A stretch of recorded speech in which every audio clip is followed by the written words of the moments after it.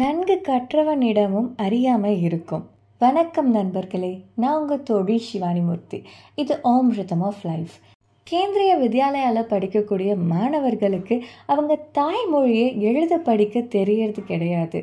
ஏன்? 1963 மத்திய அரசால் நிறுவப்பட்ட இந்த மத்திய பள்ளி டிஃபென்ஸ் மற்றும் பாராமிலிட்ரி சர்வீஸில் இருக்கக்கூடிய நபர்களுடைய பிள்ளைகளுக்காக நிறுவப்பட்டது. இதற்கான காரணம் என்னன்னா, அவங்களுக்கு அடிக்கடி டிரான்ஸ்ஃபர் ஆகும். அப்படி டிரான்ஸ்ஃபர் ஆகும்போது அவங்க வெளியூருக்கு வெளி மாநிலங்களுக்கு போகும்போது அவங்களுடைய பிள்ளைகளை அங்கே உள்ள ஸ்கூல்ஸில் சேர்க்கறதுக்கு கொஞ்சம் கஷ்டமாக இருக்கும். அப்படி இருக்கும்போது இவங்களுக்காக ஒரு ஸ்கூலை நிறுவினா அந்த ஸ்கூலில் இவங்க ஈஸியாக போய் ஜாயின் பண்ணிக்கலாம்.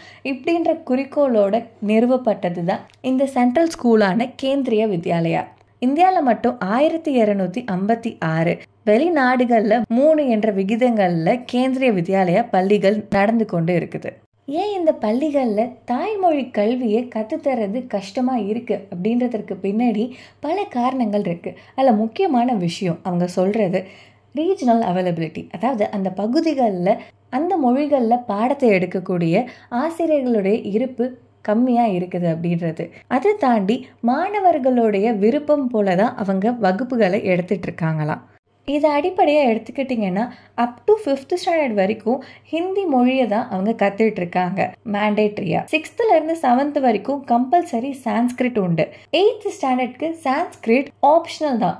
படித்தா படிக்கலாம், இல்லைன்னா வேண்டாம், வேறு ஏதாவது மொழி பார்த்துக்கலாம். 9th ஸ்டாண்டர்ட் படிக்கும் போது அவங்க ஆப்ஷனல் லாங்குவேஜ் ஏதாவது சூஸ் பண்ணிக்கலாம். ஃபார் எக்ஸாம்பிள் தமிழ் இல்லை ஃப்ரெஞ்ச். அந்த மாணவர்கள் எதை சூஸ் பண்ணுறாங்களோ அது அவங்களுடைய விருப்பம். ஸோ இப்படி இருக்கச்ச தமிழ்நாட்டில் மொத்தம் 45 கேந்திரிய வித்யாலயா பள்ளிகள் இருக்குது. அதில் வெறும் 15 பள்ளிகளில் மட்டும்தான் தமிழ் கற்பிக்கப்படுது.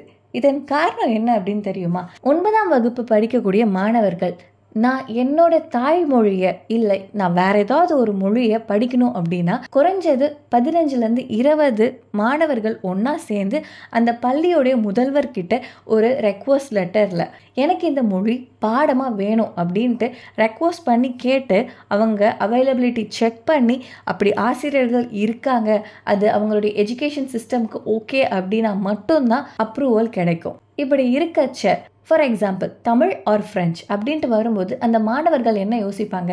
தமிழை எப்படியும் நம்ம எங்கே இருந்தாலும் கற்றுப்போம், அதை நம்மளுடைய பேரண்ட்ஸ்க்கு தெரியும், நம்ம பாட்டி தாத்தாக்கு தெரியும், எப்படியோ அதை நம்ம கற்றுக்க தான் போகிறோம். ஸோ ஃப்ரெஞ்ச் புது லாங்குவேஜாக இருக்கே, நம்ம அதை கற்றுப்போமே அப்படின்னு சொல்லிட்டு அவங்க ஃப்ரெஞ்சை சூஸ் பண்ணுறாங்க.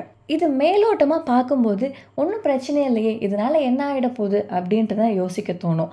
ஆனால் 1-2னா பிரச்சனை கிடையாது. ஒட்டு மொத்தம் கேந்திரிய வித்யாலயாவில் படிக்கக்கூடிய மாணவர்கள் எல்லாரும் அவங்க தாய்மொழியை படிக்காமல் விடப்படுறதால அவங்களுடைய தாய்மொழி அழிய போகுது அப்படின்ற வருத்தமான ஒரு விஷயத்தை அவங்க உணர்றதே கிடையாது.